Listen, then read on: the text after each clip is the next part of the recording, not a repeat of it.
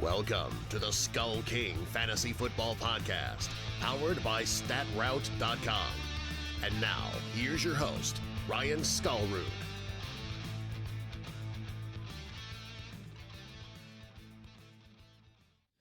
Hello and welcome to another episode of the SkullKing Fantasy Football Podcast. My name is Ryan Skullroot. I am your host, and tonight we are going over our Waiver Wire Madness for Week 10 in the NFL. Should be a good episode tonight. Hope you like it. We've got a lot of injuries to cover, a lot of news to go over, and then we will get into the players to pick up for this week. Real quickly, started off like we normally do. Want to remind you to please hit that subscribe button, whether you're watching here on YouTube or listening to the podcast on Castbox, Google Play, iTunes, Spotify, wherever you're listening. We would really appreciate if you hit that subscribe button. Also, if you could like the episode that you are listening to, and then from there go on and please give us a rating and review. It helps us know what you like, what you don't like, what you want us to do better for the podcast. So we would greatly appreciate that. And then also, we would also appreciate if you would share out our episodes or just the link to our podcast in general, whether you do it from the actual podcast hosting site that you have or you share out the episode links from our website.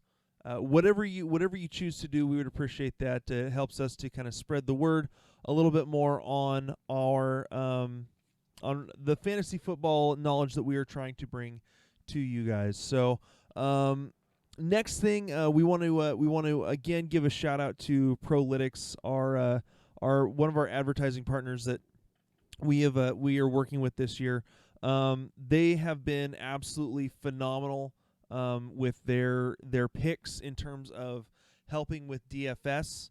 And so they're a great group. Their AI learning machine technology has been phenomenal in terms of projections with the DFS lineups this year for DraftKings and FanDuel. So make sure to check them out.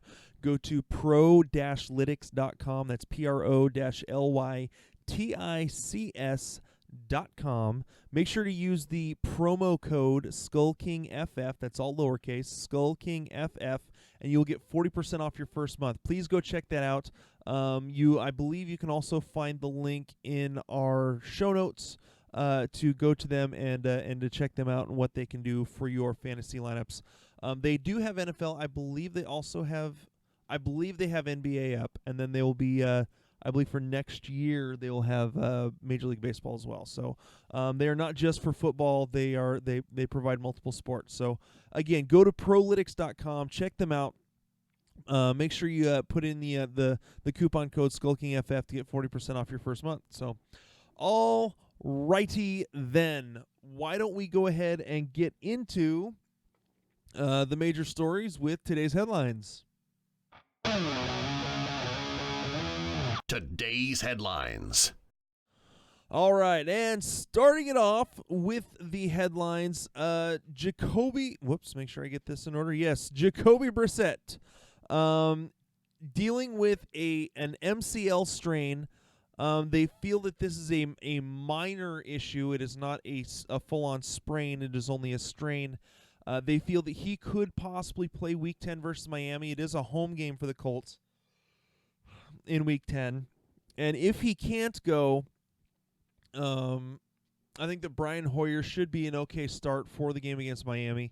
And so really shouldn't be too much of a problem. Brissett's not, I don't think he's too highly owned. I haven't actually looked. I think he's still just over the 50% mark in terms of what we use for our waiver wire additions. So I think that Brissett should be okay.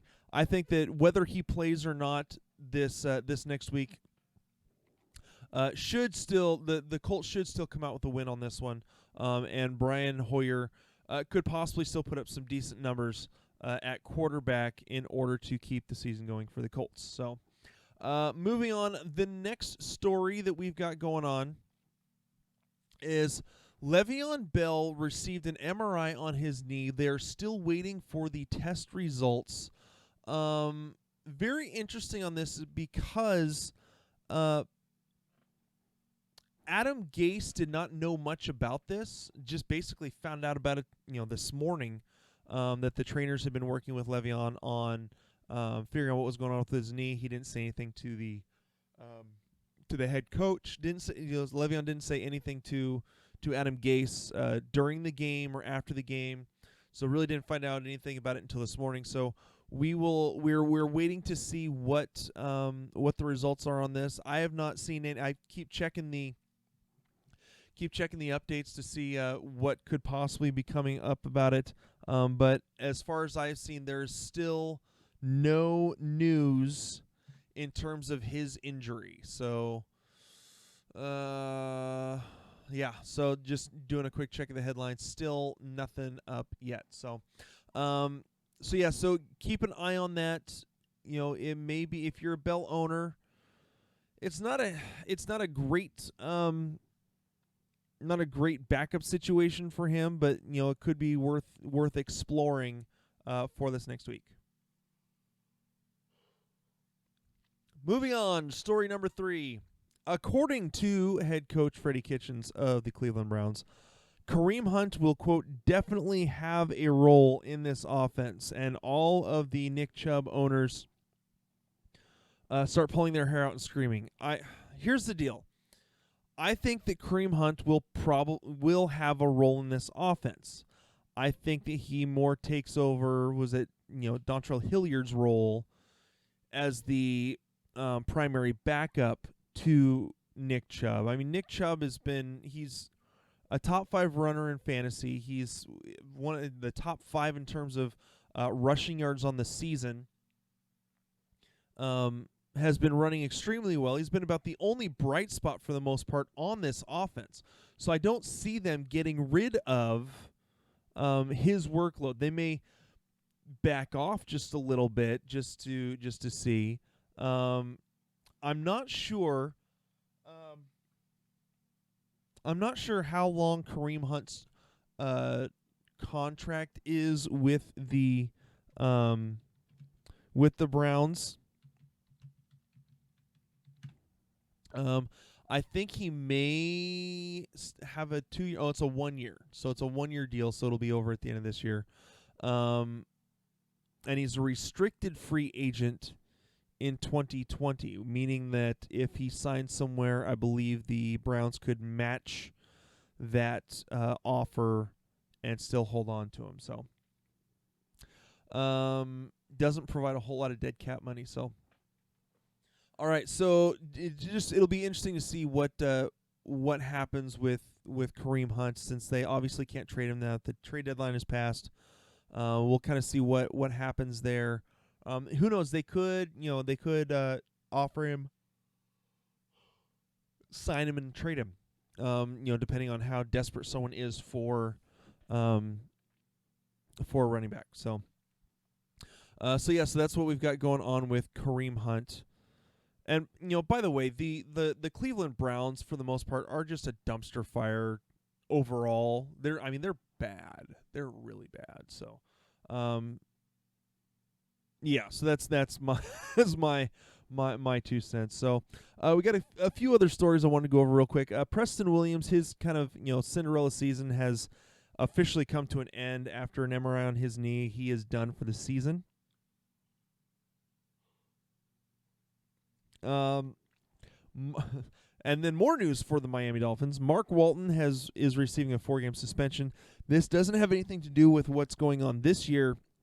This is from a thing from last season, I believe, that he is finally getting this suspension after all of his appeals and everything have been finished and gone through.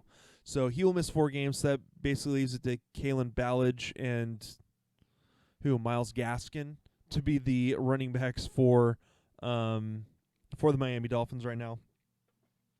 O.J. Howard apparently is finally healthy and is ready to roll against the Arizona Cardinals this week. Not that he'll actually be used or featured in this offense because they don't like throwing to their tight ends. Brandon Cooks as of right now, has no timetable to return. So in terms of wide receivers, Josh Reynolds, I believe, is still an option to hold on to. And could be useful in this offense and could find himself as a solid contributor for this offense at the wide receiver position. Paris Campbell is going to miss some time with a broken hand. As of right now, they don't think that he is going to need to go on IR, but again, that's still a possibility.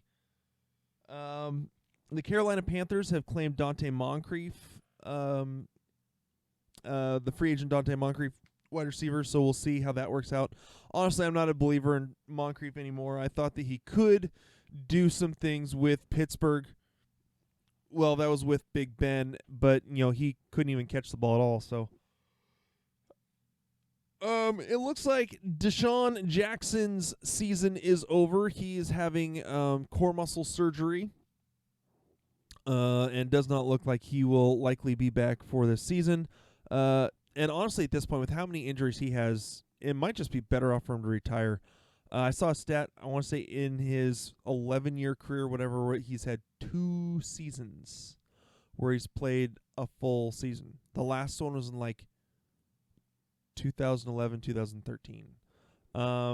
David Johnson is officially practicing, so he should be good to go for this week against the Buccaneers. Ronald Jones, according to Bruce Arians, has earned the starting spot, which all of us saw. He had been more explosive than Peyton Barber, had provided more rush yards on less carries. He had also had has been more effective in the pass game. So this is a no duh. Yeah, he's deserved it, and we, everyone who watches football knows it. You just, Arians was too stubborn to let it go. And then finally, Josh Gordon has officially passed his physical for the Seahawks, meaning he is completely healthy. It'll be interesting to see how they get him involved in the offense for the Seahawks. Considering you have Russell Wilson, who right now is on an MVP pace, through 9 games, has 22 touchdowns, 1 interception. I mean, those are Aaron Rodgers type numbers. Lots of touchdowns, very few interceptions. So adding Josh Gordon as just a third wide receiver, I'm not expecting him to be this mass contributor like some people have, think he's gonna go back to his 2013 numbers. I'm not expecting that at all. I would simply like, as the third wide receiver over the last 7 games, I would love it if he could provide 300 to 350 yards, if he could average 50 yards a game, which would be huge, average 45 to 50 yards a game, and over the last 7 games have 3 or 4 touchdowns. I would be ecstatic with that. He could possibly provide more. I think if he does, it would eat in a little bit to other people's production. But I think just having another weapon for Russell Wilson, especially considering that I know that Jacob Hollister had a great game against the Buccaneers, but the Buccaneers are god awful in pass defense against any whether it's tight end or wide receiver. So I'm not expecting that kind of production every week out of Jacob Hollister, but having another big body like a Josh Gordon to go with DK Metcalf in the red zone. Plus, I mean, they're not afraid to throw it to Tyler Lockett, who's a little guy in the red zone as well. So just another weapon for Seattle and for Russell Wilson. Should be interesting to see how this plays out, especially this next Monday, playing against the San Francisco 49ers, the 8-0 San Francisco 49ers going against the 7-2 Seattle Seahawks. Big-time offense against big-time defense. It should be a lot of fun to watch. Hopefully, it'll be a lot of fun for me to watch that game next Monday night. All right, so we're going to do a quick little ad for a little commercial real quick, and then we'll get right into our waiver wire pickups for week number 10. Have your fantasy teams been struggling this year? Or perhaps you've been doing pretty well but want to put yourself over the top? Then make sure to visit our friends over at Finish First Fantasy Advisors. They are the premier one-on-one consulting firm that specializes in providing you with expert support to help guide you to the championship. You will be matched with one of their expert advisors to provide you with the season-long insight for your redraft, dynasty, or DFS formats. Their advisors will contact you weekly to answer all of your questions and provide you the needed information to get to the next level. Set up a free 15-minute consultation by emailing them at info@finishfirstfantasy.com or by visiting them at www.finishfirstfantasy.com. That's www.finishfirstfantasy.com. All right, we are back. Why don't we go ahead and hop into some waiver wire madness? Waiver Wire Madness. All right, so let's start it out with the quarterbacks. I know he didn't have the greatest game tonight, but he was going up against a Dallas defense that was in the top 5 or 10 in terms of giving up fantasy points to the quarterback position. They've been really rough. I want to say top 5. They've been really rough on quarterbacks this year. And Daniel Jones, owning 27% of Yahoo leagues. Again, we try to keep this to 50% and under. I do have one guy outside of that, but 50% and under. Daniel Jones, he has the Jets next week. It's quote-unquote at the Jets. They share a stadium, so he's basically at home for this week. The Jets give up the 12th most amount of fantasy points to the quarterback position. They have really struggled. They let Ryan Fitzpatrick and Devontae Adams and Preston Wilson just go all over them. So I think that Daniel Jones could be in for a pretty good week this next week as a streamable option. Again, the reason he's first on this because he's owning more leagues. The guy that I'd actually prefer, owning only 18% of leagues, great streaming option, I believe, for this next week is Ryan Tannehill. He's going up against Kansas City. It will be in Tennessee. And if Kansas City gets out in front, they will probably, Tennessee probably will need to be passing the ball a lot. But Kansas City gives up the 8th most amount of points to fantasy points to quarterbacks. And over the last 3 games in which Ryan Tannehill has started all 3 games, he is averaging 278 passing yards, 2 touchdowns, and an interception, which, for the last 3 games, he's had 20, 19, and 25 points in, I want to say, 4-point passing touchdown leagues. So he has had extremely solid numbers over the last few weeks. So he is definitely a guy that is a streamable option that even if he only gets you 16 or 17 points as a quarterback, that's still a decent week for your quarterback. And so if you're dealing with bye weeks coming up this week, he is going to give you enough to keep your head afloat to let the rest of your studs really rock it out for the rest of the week. Moving on to the running backs, there's just not a lot of running back options out there that I feel comfortable with at all. Own in less than 50% of leagues. It's just not out there. Looking at transaction trends, guys that are owned, there's just not a whole lot in terms of guys that are owned in less than 50% of leagues that are worth it. I know that guys are picking up guys like Kalen Ballage, Tony Pollard, those kind of guys. The first guy I have on my list is Ronald Jones. Obviously, with the news coming from Bruce Arians that Jones is going to get the start. He is going up against an Arizona team at home this next week that gives up the 14th most amount of fantasy points to quarterbacks or to running backs, and so it provides him an opportunity against a quarterback or a team that just isn't very good on defense. And again, it's an opportunity if you're dealing with teams who are on buys, it can make things tough. So this is definitely a guy that I have him more as a running back 3 flex play, at best. But he could, it's possible he could put up running back 2 numbers against a really pathetic Arizona defense. So that's my number 1. Number 2 is kind of a a shared running back, I think my top one is Ty Montgomery. To go along with it is Bilal Powell, because Bilal Powell actually got carries last week. Ty Montgomery didn't. He got nothing. That being said, I think that Ty Montgomery is probably still the better option to pick up for this week. And again, this is really all contingent on finding out what's going on with Le'Veon Bell's knee. And so if that's the case, if Le'Veon Bell is going to miss time, I think that Ty Montgomery is the better option for your fantasy lineups. Again, I think he's more of a flex play than a running back too, but I think that he could provide. If Ty Montgomery is not available, you could try with Bilal Powell if you're desperate. So, just looking at other transaction trends, Tony Pollard looks like he's getting picked up a lot. He's done an okay job, backing up Zeke.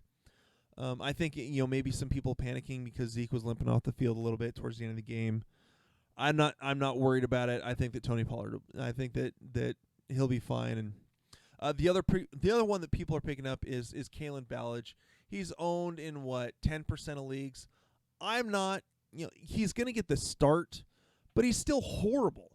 I would rather pick up someone farther down on the depth chart.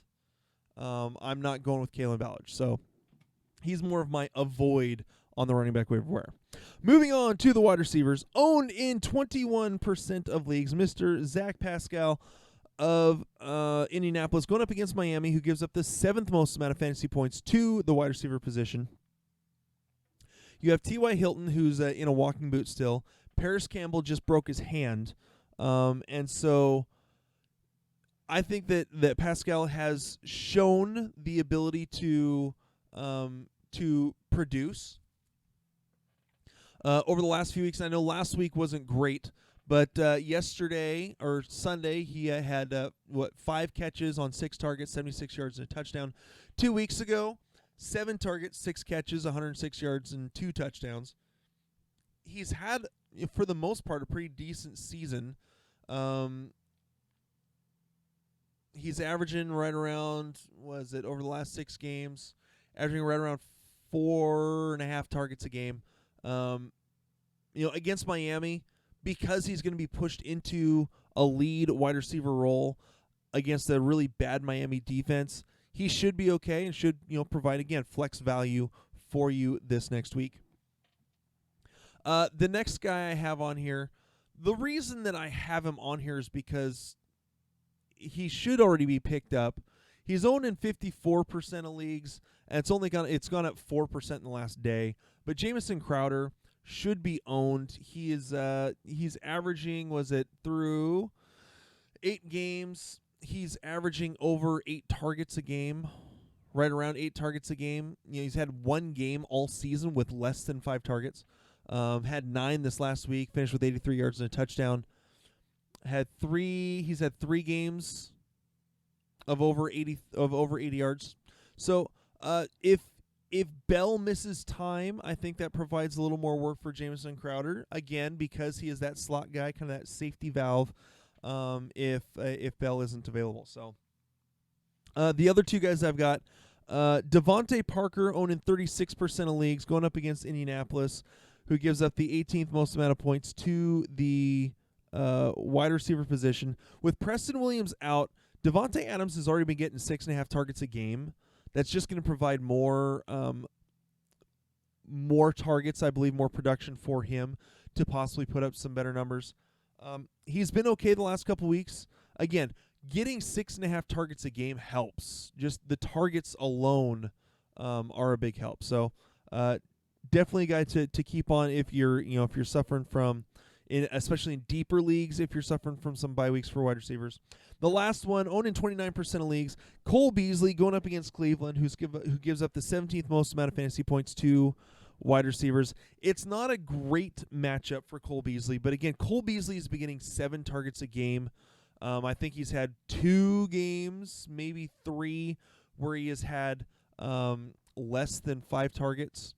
1, 2, 3 games of less than 7 targets, or less than 6 targets. So he's, again, averaging 7 targets a game, So he's been kind of that safety valve for Josh Allen. He's had games of 9, 10, and 13 targets. So definitely a guy that I think, and he's 3 games in a row with the touchdown.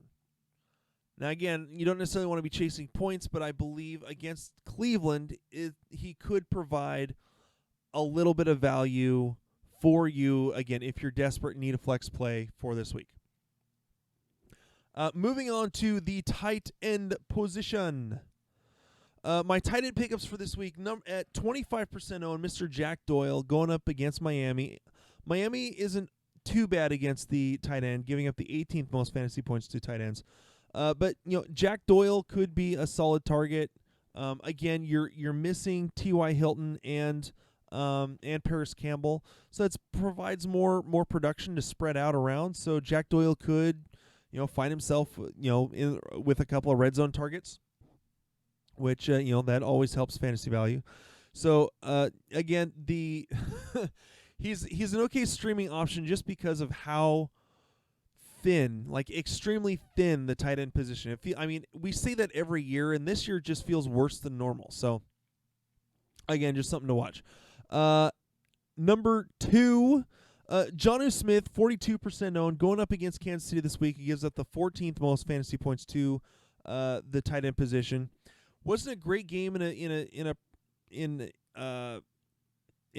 terms of production this last week for Jonnu Smith, but it wasn't the best matchup either.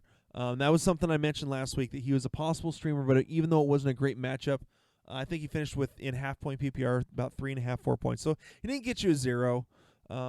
He has a little bit better matchup this week going up against Kansas City. So that's something to watch. And again, with how Ryan Tannehill's been throwing the ball lately, again, that just provides more chances for Jonnu Smith to get some work. The last one, in terms of tight ends, Mike Gesicki, 4% owned, going up against Indiana. Indianapolis struggles against the tight end, giving up the 7th most fantasy points to the tight end position. Again, with Preston Williams out, that's going to provide, and then even with Mark Walton going on a 4-game suspension, he's not going to be able to take passes out of the backfield. So again, that just provides more opportunity for Mike Gesicki to get some work after having a really solid week this week. Again, in terms of streaming, this position is extremely thin, so he is a guy that keep an eye on for this week because of having a decent matchup. All right, moving on. The last but not least, the DSTs, the defense special teams to look at for this week. Number 1 is Baltimore going up against Cincinnati. I believe Baltimore is owned in 47% of leagues. I think a lot of people dropped them simply because they were going up against the Patriots this past week. But I think that let's pull this back up again.